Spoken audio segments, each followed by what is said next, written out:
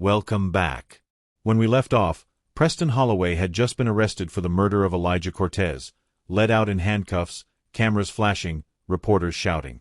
And instead of hanging his head in shame like any normal person would, he looked directly into the lens and delivered a chilling promise. People like me don't go to prison. People like me become senators. Enjoy the show while it lasts. Those words would haunt the airwaves for months.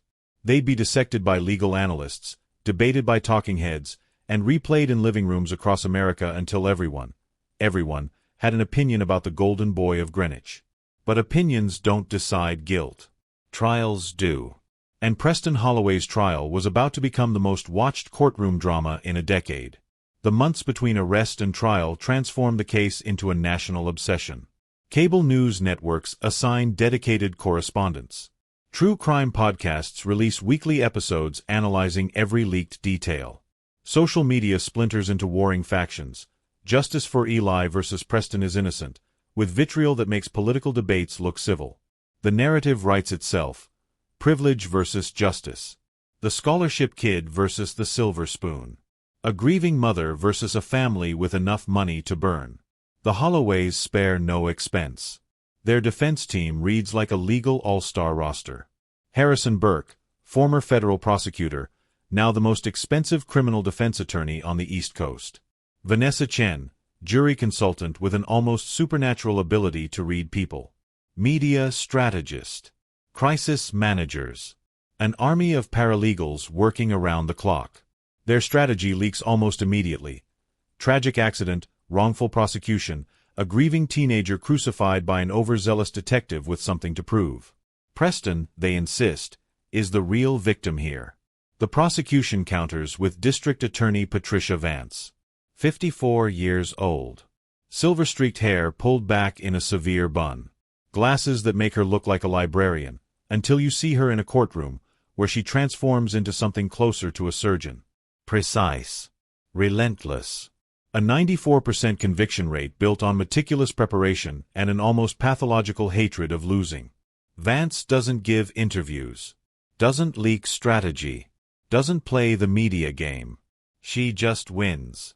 September 15, 2024. Nearly a year after Eli Cortez died on those rocks. The Stamford Superior Courthouse is a zoo. Satellite trucks line the streets. Protesters gather on opposite corners, some holding signs with Eli's smiling face, others waving presumed innocent banners. Police barricades keep them separated, but the tension is thick enough to taste. Inside, the courtroom is packed to capacity. Every seat filled. Every eye forward. The air heavy with anticipation and the faint smell of old wood and anxiety. And then Preston Holloway enters. He's transformed. Gone is the cashmere sweater, the artfully tousled hair, the smirking confidence of his perp walk. In its place, a navy blue suit, conservative and perfectly tailored. Clean-shaven. Hair neatly combed. Expression somber and appropriately serious. He looks like a choir boy. Like a young man who's been through unimaginable trauma and emerged humbled, wounded, sympathetic. The mask is firmly back in place. His attorneys flank him like honor guards as he takes his seat at the defense table. He keeps his eyes down, shoulders slightly hunched, the body language of someone carrying an unfair burden. It's a masterful performance. Across the aisle, Carmen Cortez sits in the front row behind the prosecution. She's thinner than she was a year ago, her face carved with grief into something harder, sharper. Eli's photograph rests in her lap, as it always does now. She doesn't look at Preston. She can't. Judge Eleanor Blackwood enters, and the room rises. She's a legend in Connecticut legal circles, 30 years on the bench, known for her sharp mind, sharper tongue, and absolute intolerance for theatrics. Defense attorneys fear her. Prosecutors respect her. Everyone agrees on one thing. Nothing gets past Eleanor Blackwood. "Be seated," she says, her voice carrying effortlessly through the room. "We're here for the matter of the state of Connecticut versus Preston Alexander Holloway. The charge is murder in the first degree."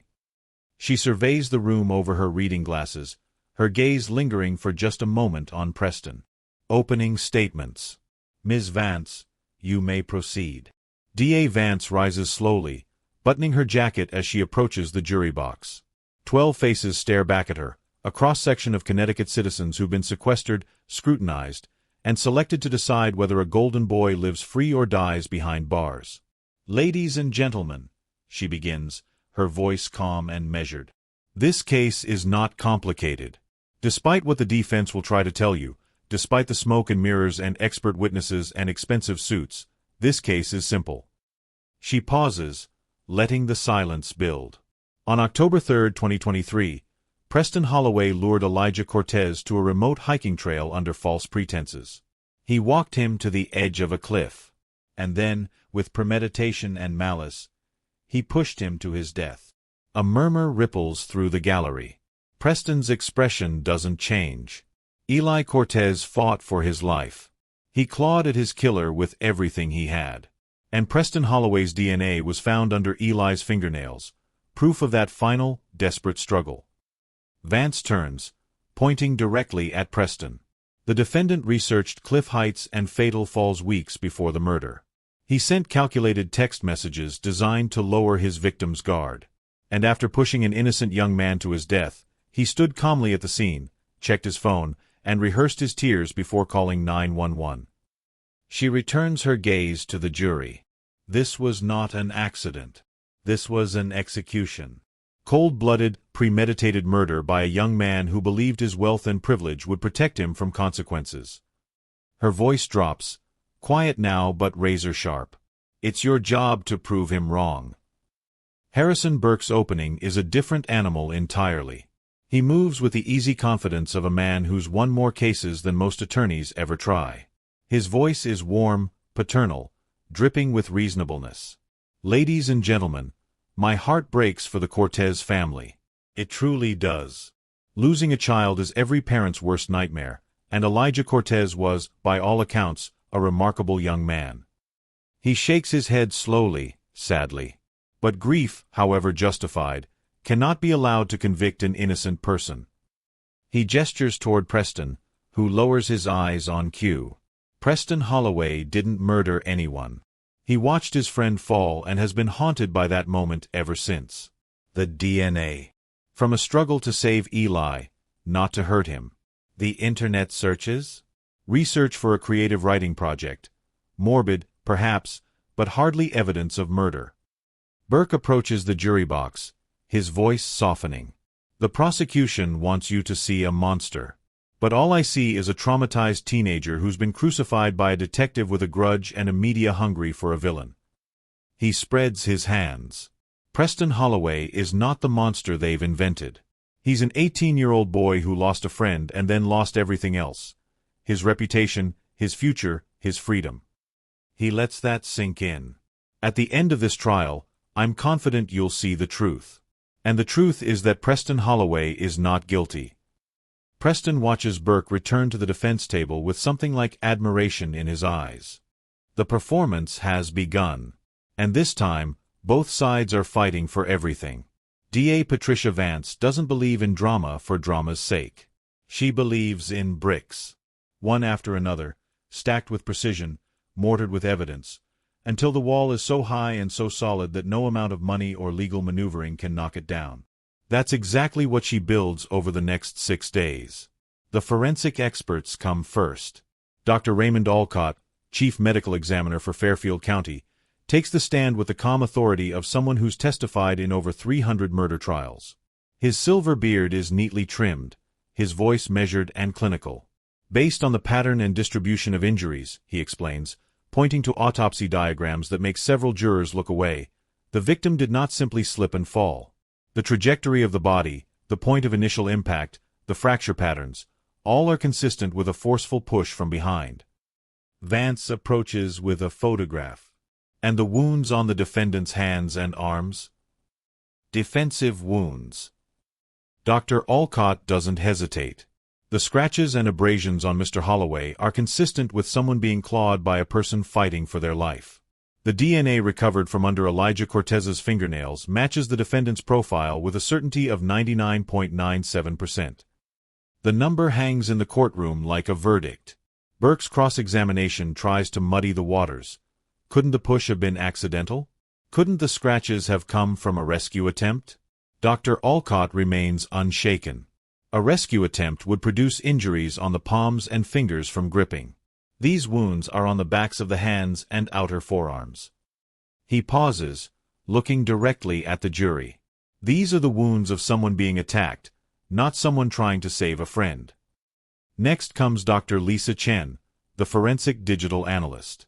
She walks the jury through Preston's phone records with the patience of a teacher explaining arithmetic to first graders. The deleted text messages. The calculated apology. The suggestion to meet at Waverly Bluff. And what about internet searches? Vance asks. Dr. Chen pulls up a timeline on the courtroom monitors. Beginning September 19th, 2 weeks before the victim's death, the defendant conducted a series of searches. Waverly Bluff Hiking Trail. Waverly Bluff Cliff Height. Fatal fall distance statistics. And on September 21st. She pauses, letting the jury lean in. How to stage an accident. The gallery erupts in whispers. Judge Blackwood's gavel silences them. Burke attempts to dismiss the searches as research for a creative writing assignment. Dr. Chen responds with devastating simplicity. We found no evidence of any creative writing project on the defendant's devices. No drafts. No notes. No documents. Just the searches themselves. Then come the classmates. One by one, they take the stand. Nervous teenagers suddenly thrust into a spotlight they never wanted. Their testimony paints a damning picture. A debate team member describes overhearing Preston threaten Eli in the senior lounge.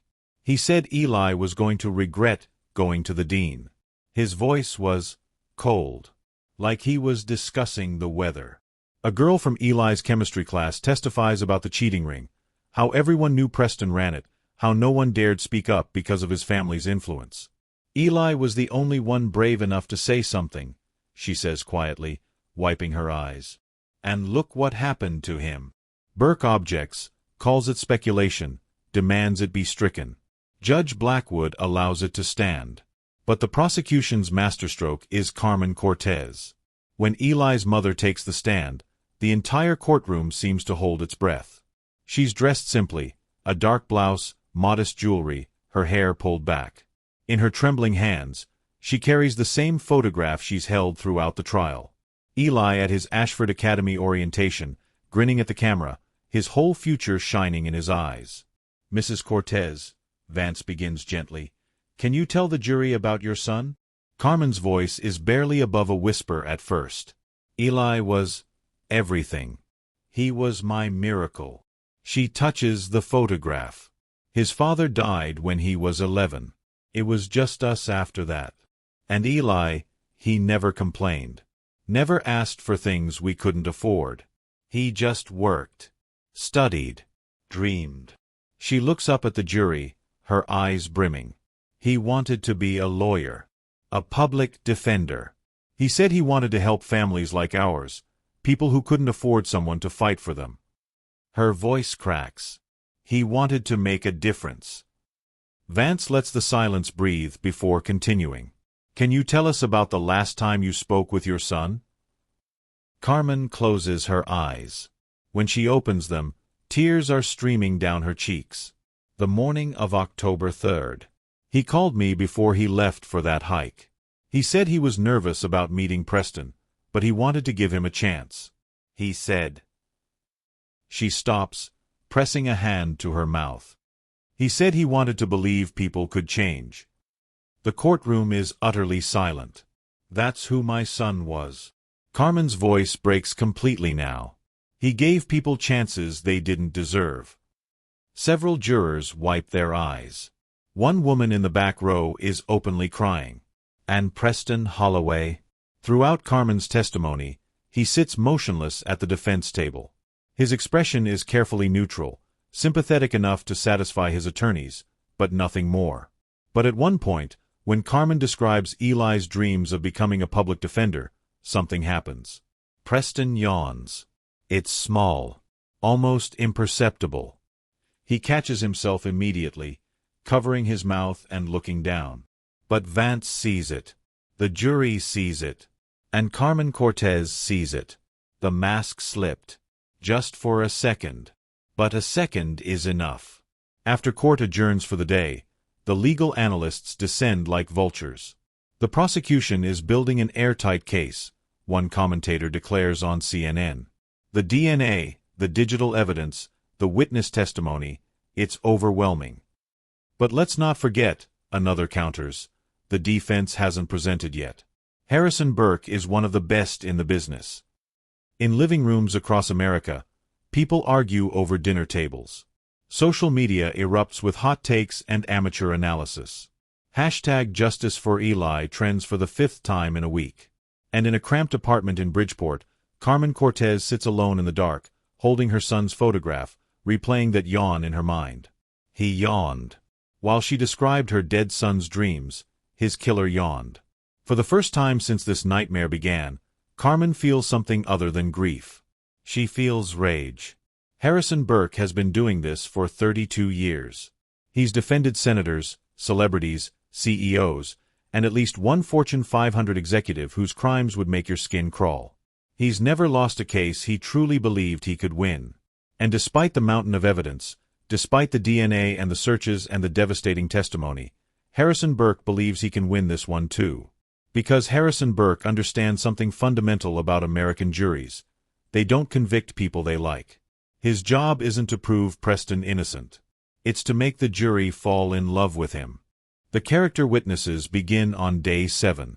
First up, Dr. Margaret Holloway, Preston's grandmother. 83 years old, silver-haired, dripping with old money elegance. She walks to the stand with a cane she doesn't really need, a prop, carefully chosen to make her seem fragile and sympathetic. Preston has always been a sensitive boy, she says, her voice quavering with practiced emotion. When his grandfather passed, Preston sat with me for hours, holding my hand. He didn't say a word. He just stayed. She dabs at her eyes with a lace handkerchief. The boy they're describing in this courtroom, this monster, that's not my grandson. That's not the child who brings me flowers every Sunday, who reads to me when my eyes get tired. Her voice cracks beautifully. Preston couldn't hurt anyone. It's simply not in his nature. The jury softens. Just slightly. But Burke notices. More witnesses follow. Teachers from Ashford Academy describe Preston's academic brilliance, his leadership on the debate team, his genuine curiosity, and exceptional emotional intelligence.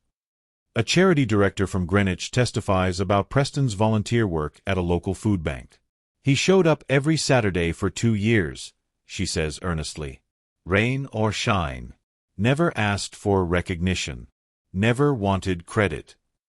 Burke lets the image sink in. Preston Holloway, server of the poor, humble philanthropist. He doesn't mention that the volunteer work was court-ordered community service for a minor vandalism charge that was quietly expunged from Preston's record. Vance knows, but bringing it up now would look petty, vindictive. Burke is counting on that. The family pastor takes the stand next. Reverend Thomas Whitmore, 61, with kind eyes and a gentle voice that's baptized 3 generations of Greenwich elite. He speaks of Preston's tender soul and deep faith. I've counseled that boy since he was 12 years old, Reverend Whitmore says, shaking his head slowly. He came to me after his grandfather's death, struggling with grief, searching for meaning. What I saw was not a cold-blooded killer. What I saw was a young man with a profound capacity for love and empathy. He looks directly at the jury. I believe in my heart that Preston Holloway is innocent. And I believe God knows it too. Vance's cross-examination is sharp but careful. Attacking a pastor too aggressively would backfire spectacularly. Reverend, did Preston ever discuss Elijah Cortez with you? Not specifically, no. Did he ever mention the cheating ring he was running at Ashford Academy? No. Did he ever confess to any violent thoughts or impulses? Reverend Whitmore hesitates. Just a fraction of a second. No. Vance notes the hesitation but doesn't push.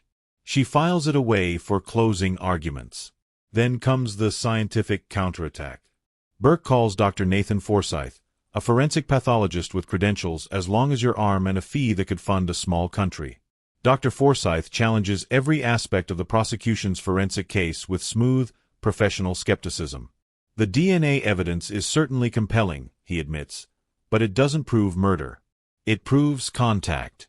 Physical contact that could have occurred during an attempted rescue. He pulls up alternative diagrams, alternative trajectories, alternative explanations. The injuries on Mr. Holloway's arms are consistent with someone reaching desperately for a falling victim and being scratched in the process. The prosecution's interpretation is one possibility, but it's not the only possibility.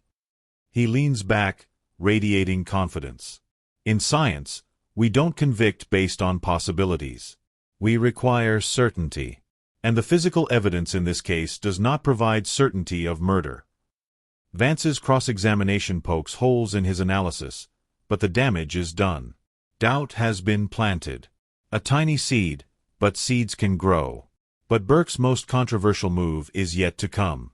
On day 9, the defense attempts something audacious, reframing the victim. We need to understand the full context of the relationship between Preston Holloway and Elijah Cortez, Burke announces during his examination of a school counselor. The counselor, clearly uncomfortable with her role, testifies about Eli's intensity and single-minded focus on academic success. Would you say Elijah was competitive? Burke asks. All our students are competitive. But Elijah especially so, given his background, his scholarship status, his need to prove himself in an environment of extraordinary privilege. Vance objects. Counsel is leading the witness. Sustained. But Burke has made his point. He turns to face the jury with an expression of reluctant sorrow. The prosecution has painted Elijah Cortez as a saint and Preston Holloway as a demon. But real life isn't that simple, is it? Isn't it possible that Elijah, struggling under enormous pressure, became fixated on bringing down a classmate he perceived as having everything handed to him? Gasps from the gallery. Carmen Cortez goes rigid in her seat. Isn't it possible that Elijah's obsession with exposing Preston led to a confrontation on that cliff? A confrontation that ended tragically, but accidentally. Vance is on her feet. Objection. Counsel is testifying, not questioning. Withdrawn. Burke waves his hand dismissively. The jury has already heard it. The final defense witness is William Holloway. Preston's father takes the stand in a suit that costs more than most cars, but his demeanor is humble, wounded, paternal. He's been coached to perfection, every gesture, every pause, every crack in his voice calibrated for maximum sympathy. Preston is my only son, William begins, his voice thick with emotion. And watching him be accused of something so horrific, it's been a nightmare. For all of us. He describes Preston's childhood, the piano lessons, the family vacations, the quiet moments of father-son bonding that paint a picture of normalcy and love.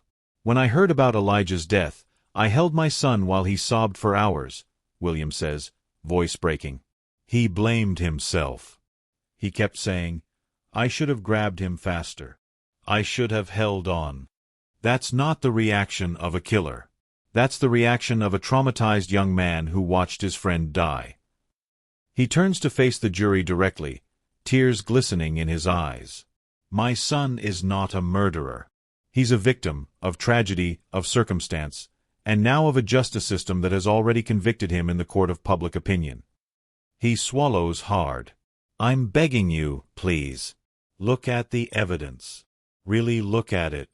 And give my boy the fair trial he deserves. For a long moment, silence blankets the courtroom. Several jurors look moved. One older man in the back row nods almost imperceptibly. Vance watches, her expression unreadable. After court adjourns, the mood has shifted. The defense is mounting a surprisingly effective case, a legal analyst observes on MSNBC. Burke has introduced just enough doubt to make this interesting. They're attacking the victim, another commentator counters, disgusted. It's shameless. Shameless, maybe. But it might be working. In the hallway outside the courtroom, Carmen Cortez stands alone, staring at nothing. They called her son obsessed. jealous, unstable. They're trying to turn him into the villain of his own murder. And the worst part? She's not sure it isn't working. DA Patricia Vance has been waiting for this moment. She's watched the defense parade their character witnesses, their expensive experts, their carefully coached family members. She's watched the jury's expressions shift from certainty to something more troubling, doubt. But Vance knows something Harrison Burke doesn't. She has one more card to play, and it's about to blow this case wide open. Day 10 begins like any other. The gallery is packed. Reporters tap away at laptops.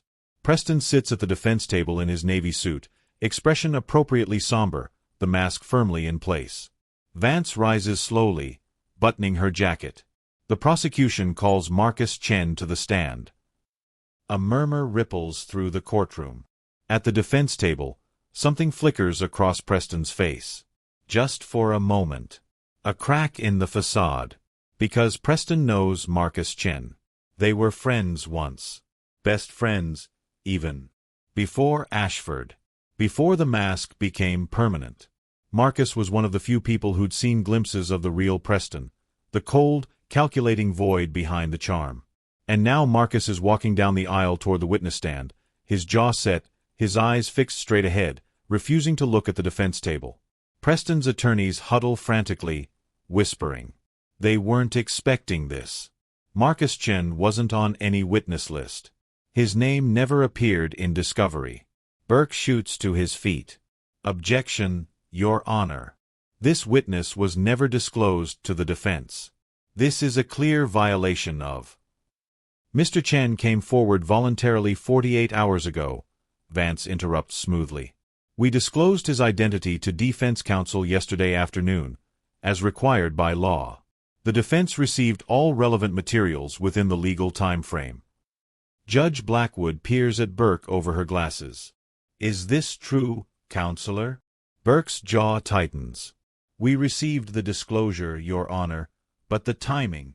The timing was legal, Blackwood cuts him off. Objection overruled. The witness may proceed. Marcus Chen takes his seat, raising his right hand for the oath.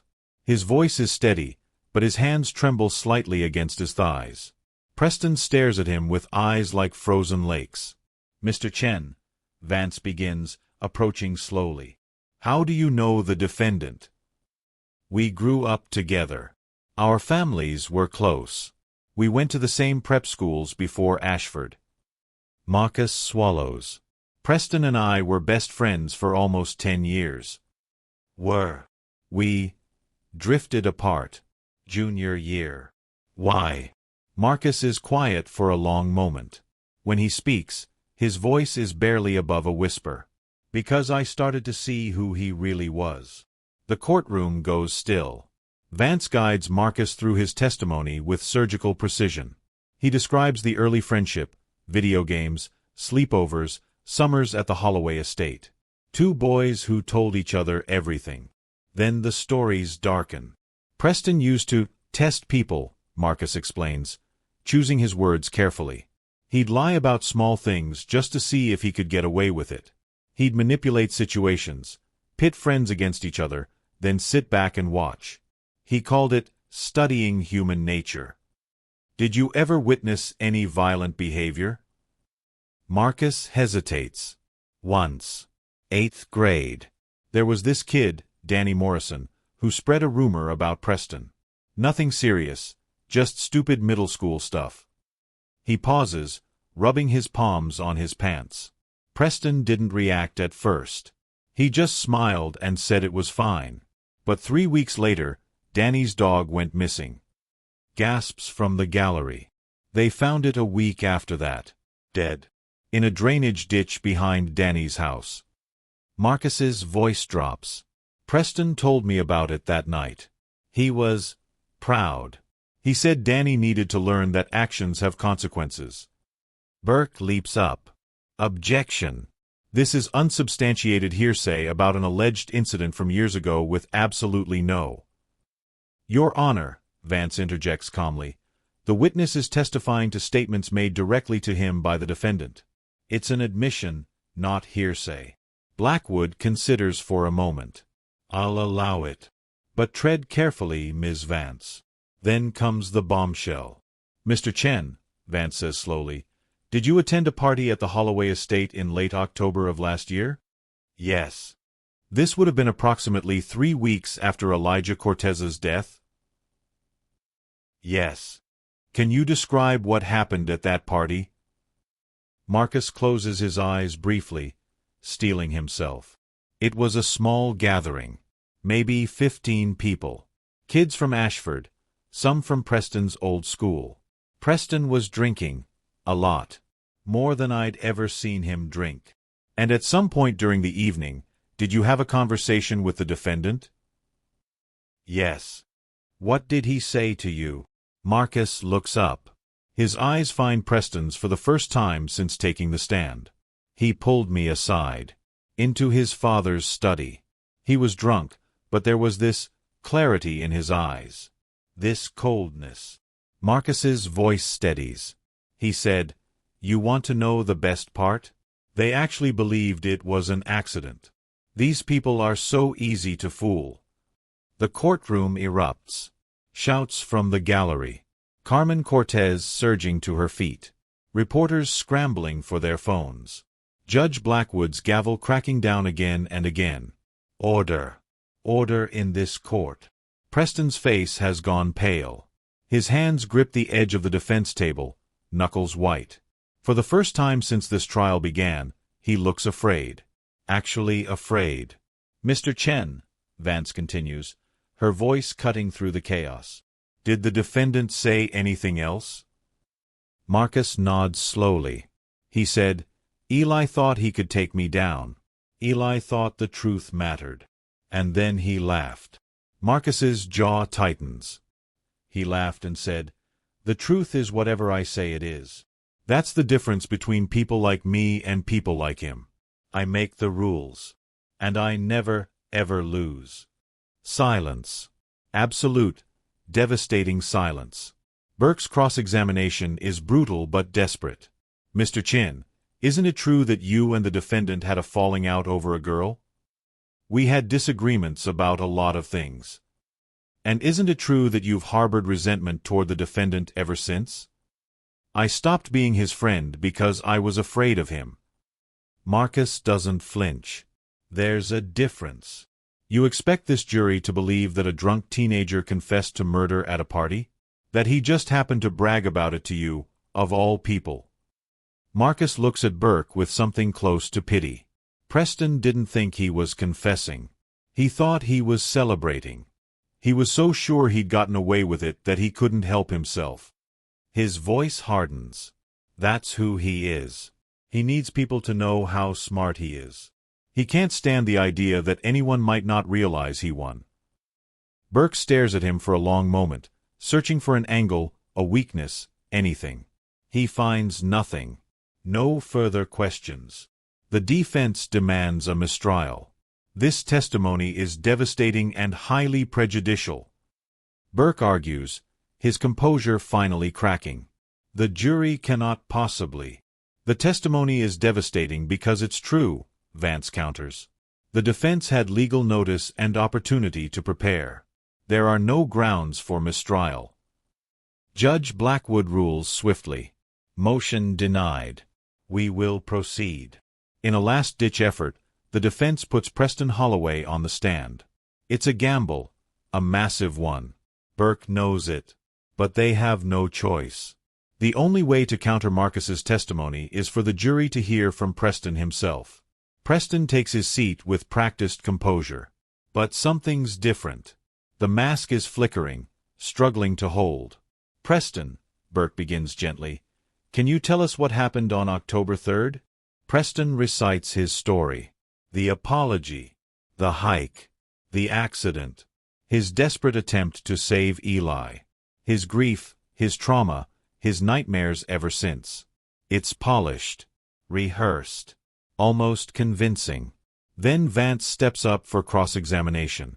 "Mr. Holloway, you've described yourself as traumatized by your friend's death." "I am." "And yet, 3 weeks later, you threw a party at your family's estate?" Preston hesitates. My parents thought it would help me. Take my mind off things. And at that party, did you consume alcohol? Some. Did you speak with Marcus Chen? Briefly. Did you brag to him about fooling investigators? About getting away with murder? Preston's composure snaps. That's ridiculous, he spits, his voice suddenly sharp, ugly. Marcus is a jealous liar who couldn't handle the fact that I was always better than him at everything. The courtroom goes quiet. Vance tilts her head slightly. Better at everything, including getting away with murder. That's not what You said Eli thought the truth mattered. Do you think the truth matters, Mr. Holloway? Preston's jaw tightens. His eyes flash with something cold, something the jury hasn't seen before. The truth is I didn't kill anyone. The truth is you researched fatal fall distances 2 weeks before your friend died. The truth is your DNA was found under Eli's fingernails because he fought for his life while you pushed him off a cliff. The truth is you sat in this courtroom while Eli's mother described her dead son's dreams, and you yawned. Preston's facade finally cracks. So what? He snarls. I was tired. I've been sitting in this room for weeks listening to lies about me. Forgive me for being human. Vance takes a step closer. You're right, Mr. Holloway. You are human. A human who murdered Elijah Cortez and thought you'd get away with it because you always have. Her voice drops to ice. But not this time. She turns to face the jury. No further questions. Preston returns to the defense table, breathing hard. His attorneys won't meet his eyes. And the jury, 12 faces who've watched every moment of this trial, stare at the defendant with something new in their expressions. Recognition. They've finally seen the monster behind the mask. Closing arguments arrive like a thunderclap after a long storm. The courtroom is electric. Every seat filled. Every breath held. The weight of what's about to happen presses down on everyone present. The attorneys, the jury, the gallery packed with reporters and spectators, and one grieving mother who hasn't stopped clutching her son's photograph since the day this trial began. This is the moment everything has been building toward. 2 stories. 2 versions of the truth. And 12 strangers who must decide which one to believe. DA Patricia Vance rises first. She approaches the jury box slowly, deliberately, her heels clicking against the polished floor like a metronome. When she speaks, her voice is calm, measured. The voice of someone who knows she's already won. Ladies and gentlemen, she begins, over the past 2 weeks, you've heard a lot of testimony. Expert witnesses, character witnesses, forensic analysts, friends, family, teachers. She pauses, letting the weight of it settle. But I want to cut through all of that noise and remind you of what this case is really about. She turns and points at Preston Holloway. On October 3, 2023, that young man lured Elijah Cortez to a remote cliff under false pretenses. He walked him to the edge. And then, with cold premeditation, he pushed an innocent 18-year-old to his death. Her voice hardens. The DNA doesn't lie. Preston Holloway's skin was found under Eli's fingernails, because Eli fought for his life, clawed at his killer with everything he had in those final, desperate seconds. She begins pacing slowly in front of the jury box. The internet searches don't lie. Fatal fall distance. How to stage an accident. Researched 2 weeks before Eli died. Not for a creative writing project. Not for idle curiosity. For planning a murder. Vance stops in front of a juror in the middle of the front row, a middle-aged woman with kind eyes and a wedding ring. The witness testimony doesn't lie. Marcus Chen sat in that chair and told you exactly what Preston Holloway said at that party 3 weeks after Eli's death. She lets her voice drop. They actually believed it was an accident. These people are so easy to fool. She turns back to face the full jury. Preston Holloway is not a grieving friend. He's not a traumatized teenager. He's not a victim of circumstance or overzealous prosecution. Her voice rises now, sharp as a blade.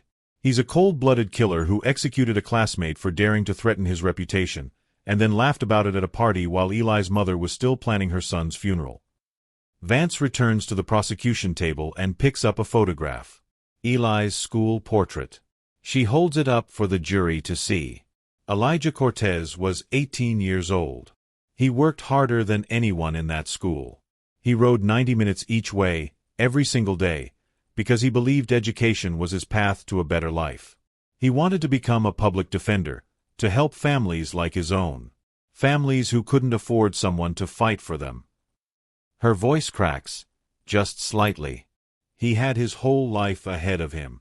And Preston Holloway stole it. She sets the photograph down gently, reverently. The defense wants you to believe this was a tragic accident, that their client is the real victim here. They've paraded character witnesses and expensive experts and a father who cried on cue. She shakes her head slowly. But you saw through it. You saw the mask slip when Preston snapped on that witness stand. You saw the yawn when Carmen Cortez described her dead son's dreams. You've seen exactly who Preston Holloway really is. Vance straightens, her voice ringing with finality. Eli Cortez can't speak for himself anymore. He can't tell you what happened on that cliff. But the evidence speaks for him. The DNA speaks for him. The internet searches and the deleted texts and Marcus Chen's testimony, all of it speaks for him. She takes one last look at the jury. Don't let Preston Holloway get away with murder. Don't let him win. Give Eli Cortez the justice he deserves. Give his mother the closure she's earned. A pause. Long, heavy. Find the defendant guilty of murder in the first degree. She returns to her seat. The courtroom is utterly silent. Harrison Burke rises with the weight of a man who knows he's fighting uphill. But he's a professional. 32 years of trial experience don't disappear because the odds are bad. He buttons his jacket, takes a breath, and approaches the jury with every ounce of charisma he can muster. "Ladies and gentlemen," he begins, his voice warm and reasonable, "the prosecution just delivered a very compelling closing argument. Emotional, powerful, moving." He nods slowly, as if conceding the point. But emotion is not evidence. And a compelling story is not proof beyond a reasonable doubt. He moves closer to the jury box. Let's talk about what we actually know, not what the prosecution wants you to feel, but what the evidence actually proves. He holds up a finger. DNA under the victim's fingernails? Yes. But DNA consistent with a desperate rescue attempt, where Preston was scratched while trying to grab his falling friend. The prosecution's interpretation is one possibility. It is not certainty. A second finger. Internet searches? Morbid, perhaps. Unusual, yes. But evidence of murder? That's an extraordinary leap. Teenagers search strange things all the time. It proves nothing. A third finger. Marcus Chen's testimony? The word of a former friend with a documented grudge, claiming to remember a drunken conversation from a party a year ago. Burke shakes his head. That's not evidence. That's gossip. He spreads his hands wide. The prosecution has built their case on interpretation and inference. On connecting dots that don't necessarily connect. On asking you to assume the worst about a young man who has never been in trouble, who has dedicated himself to academic excellence and community service, who has, until this tragedy, led an exemplary life. Burke's voice softens. Preston Holloway watched his friend fall to his death. He tried to save him and failed. He has been haunted by that moment every single day since. He turns to look at Preston, who sits with appropriately downcast eyes. He is not a monster. He's an 18-year-old boy who lost a friend and then lost everything else. His reputation, his future, his freedom. He turns back to the jury. The burden of proof in a criminal case is proof beyond a reasonable doubt. That's the highest standard in our legal system. It exists to protect the innocent. To ensure that we don't convict people based on suspicion or emotion or public pressure. His voice rises slightly. Has the prosecution met that burden? Have they proven, beyond any reasonable doubt, that Preston Holloway is a murderer. He shakes his head slowly. They have not. They've told a story. A compelling story. But a story is not proof. Burke takes a deep breath. I'm asking you to do something difficult. I'm asking you to set aside the emotion of this case, the grief, the anger, the public outcry, and focus on the evidence. Just the evidence. He looks at each juror in turn. And when you do that, when you truly examine what's been proven and what's merely been alleged, you will find that there is reasonable doubt. More than enough reasonable doubt. A final pause. Preston Holloway is not guilty. And I trust you to see that. He returns to his seat. Judge Blackwood turns to the jury. Members of the jury, you've heard the evidence and the arguments of counsel. It is now your duty to deliberate and reach a verdict. You will be escorted to the jury room. Take as long as you need. The jury files out. The waiting begins. 11 hours. 11 hours of agony. Carmen Cortez refuses to leave the courthouse. She sits in the hallway on a wooden bench, Eli's photograph in her lap, surrounded by friends and family who take turns bringing her water she doesn't drink and food she doesn't eat. Preston Holloway waits in a holding room with his attorneys. His parents pace in a private lounge reserved for wealthy defendants. His mother has taken 3 Xanax. His father has made 16 phone calls to people who can't help him. The reporters camp outside, trading theories, making predictions, killing time. Legal analysts on cable news offer endless speculation. The longer they're out, the better for the defense. Not necessarily. A quick verdict usually means conviction. A long deliberation could go either way. This jury has a lot to consider. The Marcus Chin testimony alone. Hour 11. The bailiff emerges. We have a verdict. The courtroom fills in minutes. Every seat taken. Every eye forward. The air so thick with tension you could choke on it. Preston Holloway sits rigid at the defense table. His composure is cracked now, visibly fractured. His hands tremble slightly against the wood. His eyes dart toward the jury box as the 12 men and women file back in, their faces utterly unreadable. Behind him, his mother clutches his father's arm hard enough to leave bruises.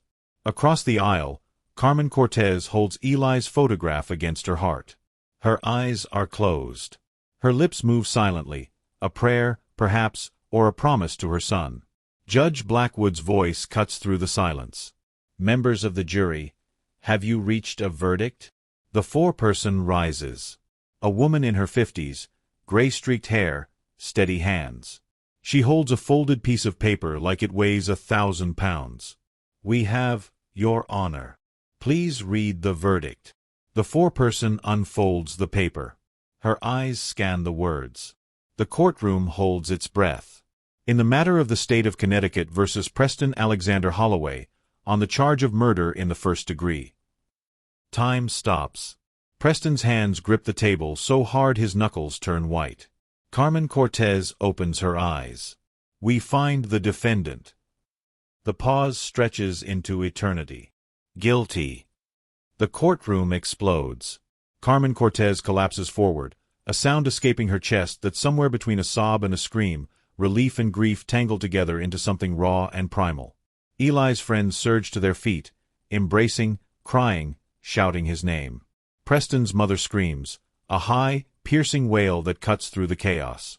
His father stands frozen, mouth open, unable to process what he's just heard. And Preston? Preston sits motionless for a long, frozen moment. His face goes slack. The color drains from his cheeks. His eyes widen, genuine shock, genuine disbelief, breaking through the carefully constructed walls for the first time since this nightmare began. He didn't think this could happen. He truly, genuinely believed he would win. The mask doesn't just slip, it shatters completely. For one perfect, devastating second, everyone in that courtroom sees exactly who Preston Holloway really is. A scared, spoiled child who finally lost. Then his jaw tightens. His eyes harden. The walls rebuild, but it's too late. Everyone saw. Judge Blackwood's gavel hammers down, demanding order. The defendant is remanded into custody pending sentencing, which will occur 2 weeks from today. She looks at Preston with something cold in her eyes. Mr. Holloway, at that time, you will have the opportunity to address the court and the victim's family before I pronounce sentence. She pauses, her gaze boring into him. I suggest you use that opportunity wisely. 2 weeks. 14 days for Preston Holloway to sit in a county jail cell and contemplate the wreckage of his perfect life. No more designer suits. No more heated marble floors. No more housekeepers ironing his socks. Just a concrete box, a metal toilet, and hours upon hours of silence, broken only by the distant clanging of doors and the occasional shouts of men who've never heard of Greenwich, Connecticut. His attorneys visit daily. They coach him relentlessly. The sentencing hearing is his last chance, maybe his only chance, to influence what comes next. First-degree murder carries a mandatory minimum of 25 years. But with good behavior, the right words, a convincing show of remorse. You need to apologize, Harrison Burke tells him for the 100th time. Sincerely. Convincingly. Make them believe you understand what you did. Make them believe you're capable of change. Preston stares at the wall of his cell. You want me to grovel. I want you to survive. October 15, 2024. Sentencing Day. 1 year and 12 days since Elijah Cortez died on those rocks. The Stamford Superior Courthouse is a circus. Satellite trucks stretch for blocks. Protesters crowd the sidewalks, more now than during the trial itself. #JusticeForEli signs wave alongside banners demanding the maximum sentence. A smaller contingent of Preston supporters huddles on the opposite corner, but they're outnumbered 10 to 1. Inside, the courtroom is standing room only. Every seat filled. Reporters shoulder to shoulder in the back rows. Camera operators from every major network positioned at approved angles, red lights glowing. The gallery buzzes with whispered speculation. 25 to life, minimum. His lawyers will push for the low end. Did you see the judge's face during the verdict? She hates him. Everyone hates him. Carmen Cortez sits in the front row, exactly where she sat every day of this trial. She's dressed in black, a simple dress, no jewelry except for the small gold cross her son gave her for her 50th birthday. In her hands, as always, is Eli's photograph. His smile beams up at her, frozen in time, forever 18, forever hopeful. She hasn't slept more than 3 hours a night since the verdict. The relief of guilty has been replaced by something else, a hollow ache that she knows will never fully heal. Justice won't bring Eli back. Nothing will. But at least it will be finished. At least she can look her son's photograph in the eye and tell him she fought for him until the very end. The side door opens. Preston Holloway enters in an orange jumpsuit, the first time the public has seen him without his tailored armor. His wrists are cuffed. His ankles shackled. 2 guards flank him, their hands resting casually near their belts. He looks diminished somehow. Smaller. The confidence that once radiated from him like heat from a flame has been replaced by something tighter, more controlled. His jaw is set. His eyes are hard. But beneath the bravado, something else flickers. Fear. He knows what's coming. He's just not sure how bad it's going to be. Judge Eleanor Blackwood enters, and the courtroom rises.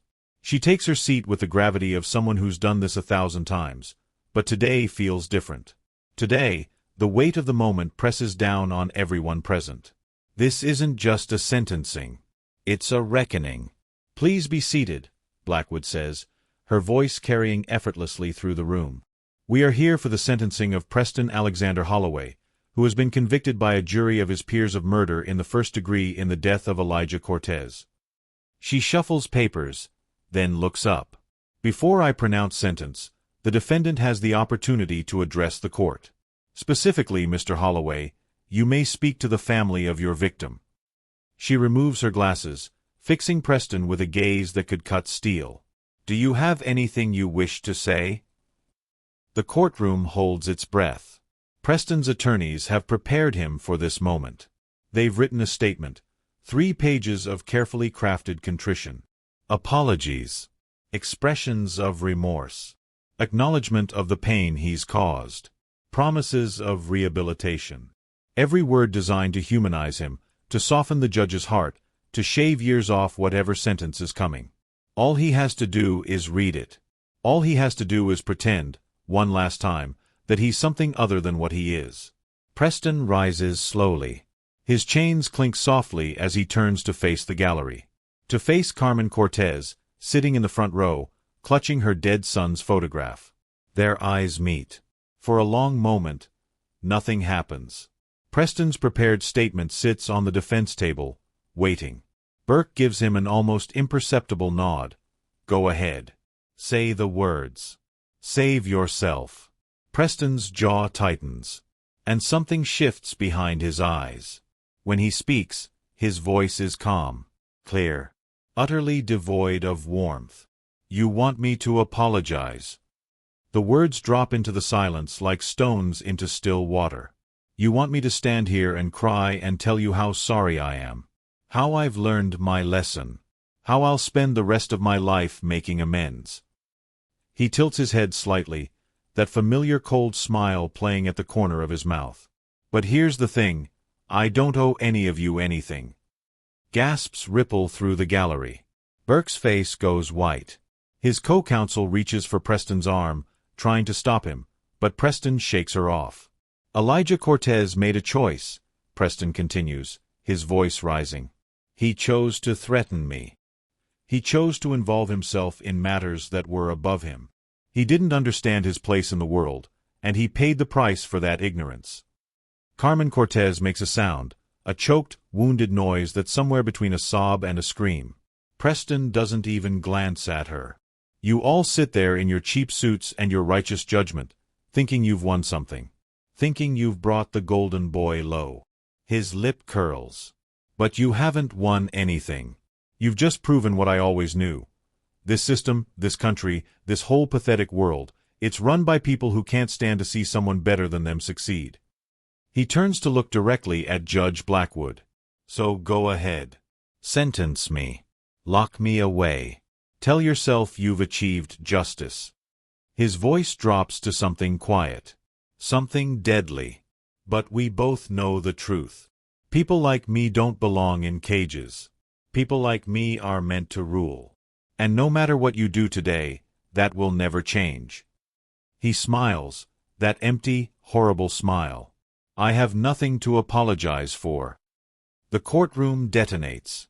Carmen Cortez crumples forward, her son's photograph pressed against her chest, a wail tearing from her throat that will haunt everyone who hears it. Eli's friends surge to their feet, shouting. Reporters scramble for their phones. Someone in the back screams something unprintable. Order. Judge Blackwood's gavel cracks down like a gunshot. I will have order in this courtroom. Bailiffs move toward the gallery, restoring calm through sheer presence. The shouting subsides into sobs and whispers and the frantic clicking of keyboards. Preston stands motionless at the defense table, that cold smile still fixed on his face. His attorneys look like they've witnessed a car crash. Burke has his head in his hands. The co-counsel stares at Preston with something approaching horror. And Judge Eleanor Blackwood? Her face has transformed. The professional composure she's worn like armor for 30 years has hardened into something else entirely. Her jaw is tight. Her eyes are ice. When she speaks again, her voice is quiet, but it carries a weight that silences every whisper, stills every movement. Mr. Holloway, please be seated. Preston sits, still smiling. He has no idea what's coming. Judge Blackwood takes a long, slow breath. When she speaks, her words are measured, deliberate, each one landing like a hammer blow. In my 30 years on this bench, I have sentenced murderers, rapists, and criminals of every description. I have looked into the eyes of men who've done unspeakable things, and occasionally I've seen remorse, regret, some flicker of humanity that suggests rehabilitation might be possible. She pauses, her gaze fixed on Preston. I see nothing of that in you. The courtroom is utterly silent. Elijah Cortez was 18 years old. He was brilliant, hard-working, and kind. He had overcome obstacles that you, Mr. Holloway, cannot even imagine. He had dreams. He had a mother who loved him. He had his whole life ahead of him. Her voice cracks, just slightly. And you took all of that away. Not in a moment of passion, not in self-defense, not even for any comprehensible reason. You took it away because he dared to threaten your reputation.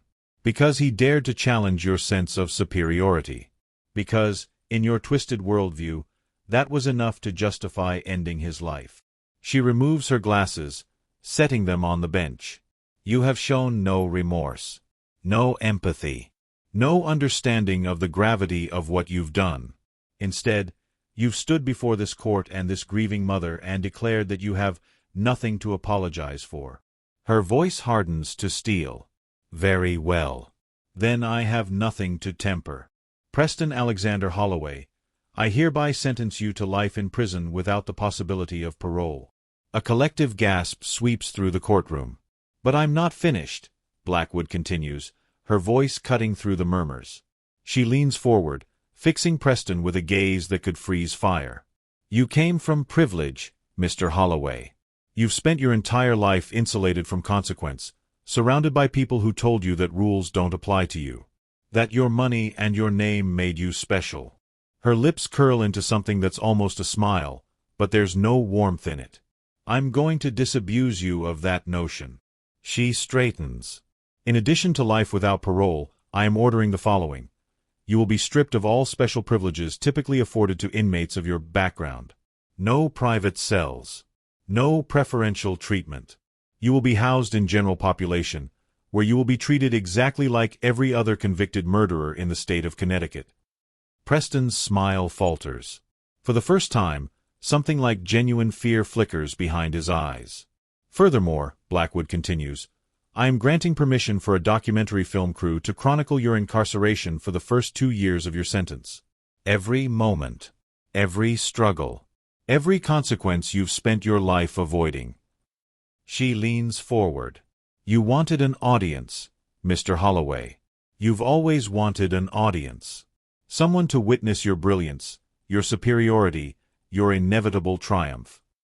Her voice drops to ice. Now you'll have one. Millions of people will watch you fall. They'll watch you learn what it means to be ordinary, to be powerless, to be just another number in a system that doesn't care about your last name. Preston's face has gone pale. His hands tremble against the defense table. You told this court that people like you are meant to rule, Blackwood says quietly. Let's see how well you rule from an 8x10 cell. She picks up her gavel. This court is adjourned. The gavel falls. Preston's mother screams, a high, keening wail that cuts through the chaos. His father surges to his feet, face crimson with rage, shouting something about appeals and corruption and persecution. But no one's listening to them anymore. Carmen Cortez sits motionless in the front row, tears streaming down her face, Eli's photograph clutched against her heart. Around her, friends and family embrace, sobbing with relief, with grief, with something too complicated to name. It won't bring Eli back. Nothing will ever bring Eli back. But as the bailiffs lead Preston Holloway away in chains, his face ashen, his arrogance finally, completely shattered, Carmen Cortez looks down at her son's photograph. We did it, Mijo, she whispers. We did it. And for the first time in a year, she exhales. The footage goes viral within hours. Preston Holloway's defiant speech. His sneer. His declaration that he had nothing to apologize for. And then Judge Blackwood's devastating response.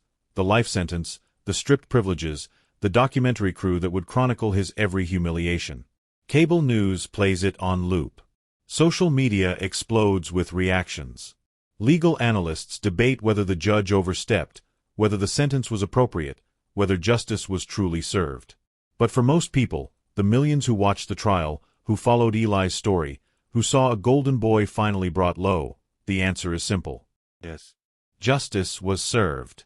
3 days after sentencing, Preston Holloway is transferred to Osborne Correctional Institution, a maximum security facility in Somers, Connecticut, that houses some of the state's most dangerous offenders. No private cell. No special treatment. Just a number and an orange jumpsuit and a concrete box that he'll call home for the rest of his natural life. The documentary crew is there from day one. They capture everything. The intake process, the strip search, the delousing shower, the fingerprinting. Preston's face as he's handed his prison-issued bedding and assigned to a cell block filled with men who've never heard of Greenwich, who don't care about his family's money, who see only fresh meat. The cameras catch the moment Preston truly realizes, that his old life is gone. It happens in the cafeteria, his first meal. He reaches for a tray, and a larger inmate, tattooed, scarred, dead-eyed, deliberately bumps into him, sending the tray clattering to the floor. Mashed potatoes and mystery meat splatter across Preston's jumpsuit. "Watch where you're going, pretty boy," the inmate growls. In another life, Preston would have destroyed him. Would have smiled that cold smile and found some way to make him pay. Socially, financially, psychologically. But this isn't another life. This is prison. And Preston Holloway has no power here. He bends down, silently picks up his tray, and walks away. The cameras capture the tremble in his hands. The flush of humiliation creeping up his neck. The way his jaw tightens as he fights to maintain some shred of dignity. He fails. The documentary, titled Golden Boy, The Fall of Preston Holloway, airs 8 months later on a major streaming platform. 47 million viewers tune in for the first episode alone. They watch Preston struggle to adapt to prison life. Watch him learn, painfully, that his intellect and manipulation skills mean nothing in an environment governed by physical strength and tribal loyalty. Watch him get beaten, twice, in his first 3 months, incidents the guards seem remarkably slow to intervene in. They watch the arrogance drain out of him, replaced by something smaller. Something broken. In one particularly devastating scene, Preston sits alone in his cell, staring at the wall. The camera holds on his face for a full minute, capturing the emptiness, the defeat, the slow realization that this is his life now. Forever. "I used to think I was special," he says quietly, almost to himself. "I used to think the rules didn't apply to me." A long pause. "I was wrong." It's the closest he ever comes to an apology. The Holloway family crumbles in the aftermath. William Holloway's hedge fund suffers massive withdrawals as investors flee the association with a convicted murderer's father. Within 18 months, he's forced to sell the Greenwich estate, the 14 acres, the 17 rooms, the fleet of European cars, just to cover legal debts and maintain some semblance of a lifestyle he once took for granted. Diane Holloway, Preston's mother, retreats into a pharmaceutical haze. She stops attending charity events, stops returning calls, stops leaving the modest townhouse they've downsized to. Friends who once clamored for her attention now cross the street to avoid her.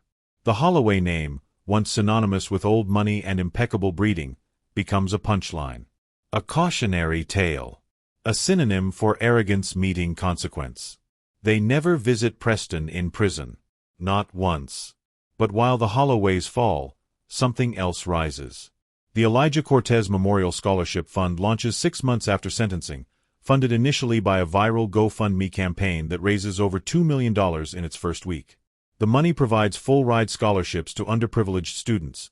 Kids like Eli, kids with dreams bigger than their circumstances, kids who just need someone to believe in them. Carmen Cortez stands at the podium during the fund's official announcement, Eli's photograph displayed on a large screen behind her. "My son believed that education could change lives," she says, her voice steady despite the tears glistening in her eyes. "He believed that where you come from doesn't have to determine where you end up. He believed in hard work, in kindness, in doing the right thing even when it's difficult." She pauses, looking out at the crowd, donors, supporters, young people who remind her so much of her son. Eli didn't get to live his dream. But through this fund, his dream will live on. Every student we help is a piece of Eli's legacy. Every life we change is a victory he should have been here to see. Her voice breaks, but she pushes through. "My son deserved better than what happened to him. But the best way I can honor his memory is to make sure other kids get the chances he never did." She takes a breath. "This isn't goodbye, Mijo. This is just a different kind of hello." Ashford Academy undergoes its own reckoning. The cheating ring Preston ran is fully exposed in the months following the trial. 17 students are expelled. 3 faculty members who looked the other way are terminated. The headmaster, who spent decades cultivating wealthy donors rather than enforcing ethical standards, is forced into early retirement. A new administration implements sweeping reforms. Mandatory ethics courses. Anonymous reporting systems for academic misconduct. Scholarship programs specifically designed to increase socioeconomic diversity. The Holloway name is quietly removed from the library wing. In its place, a small plaque appears near the entrance. In memory of Elijah Cortez, who showed us what courage looks like. Carmen Cortez becomes an unlikely advocate. She never sought the spotlight, never wanted to be a public figure. She just wanted her son back. But in the absence of that impossible wish, she finds a different purpose. She speaks at schools, at community centers, at conferences for victims' families. She shares Eli's story, not the tragedy of his death, but the triumph of his life. The 5 a.m. alarms. The 90-minute commutes. The kindness he showed to everyone he met. My son was murdered because he did the right thing, she tells audiences across the country. He saw something wrong, and he spoke up. He could have stayed quiet. He could have protected himself. But that wasn't who Eli was. Her voice strengthens as she continues. I won't pretend that doing the right thing is always safe. My son's death proves that it isn't. But I will tell you this, Eli died with a clear conscience. He died knowing exactly who he was and what he stood for. She looks out at the crowd. Young faces, old faces, faces full of fear and hope and uncertainty. Can all of us say the same? Years pass. The documentary wins awards. Legal textbooks cite the case. Preston Holloway becomes a cultural reference point, shorthand for privilege meeting consequence, for arrogance meeting justice. And in Osborne Correctional Institution, time moves differently. Preston is 30 now, then 35, then 40. The golden boy who once seemed destined for greatness has become just another aging inmate, his hair graying, his face lined, his eyes carrying a weariness that no amount of money could ever fix. He applies for parole 3 times, despite his sentence. Each time, he's denied. Each time, the parole board reviews his case and finds no evidence of genuine rehabilitation, no authentic remorse, no reason to believe he wouldn't be a danger to society. He'll die in that cell. Everyone knows it, including him. But this story doesn't end with Preston Holloway. It ends with Carmen Cortez, 72 years old, standing at her son's grave on a crisp autumn morning. The leaves are turning, amber and crimson, just like they were on the day he died. She places fresh flowers on the headstone, her movements slow but steady. The inscription reads, Elijah Eli Cortez, 2005 to 2023. Beloved son, faithful friend, forever brave. He gave people chances they didn't deserve. Carmen traces the letters with her fingertips. I'm still here, Mijo, she whispers. I'm still fighting. Still telling your story. She pulls her coat tighter against the chill. The scholarship fund just hit $50 million. Can you believe that? $50 million. We've sent over 200 kids to college now. Doctors, lawyers, teachers, all of them carrying a little piece of you with them. A tear slips down her cheek. There's this one girl, Maria, from Hartford. She just got accepted to Yale Law. She wants to be a public defender, just like you did. Carmen smiles through her tears. I told her about you. About your 90-minute commute and your 5 a.m. alarms, and your heart that was too big for this world. She's quiet for a long moment. She said you were her hero. Can you imagine that? A girl who never met you, calling you her hero. The wind stirs the trees, sending a cascade of leaves drifting across the cemetery. I miss you every single day, Eli. Every single day. But I'm not sad anymore. Not really. She takes a shaky breath. You changed the world, Mijo. Maybe not the way you planned. But you changed it. She kisses her fingertips and presses them to the cold stone. I'll see you again someday. But not yet. I've still got work to do.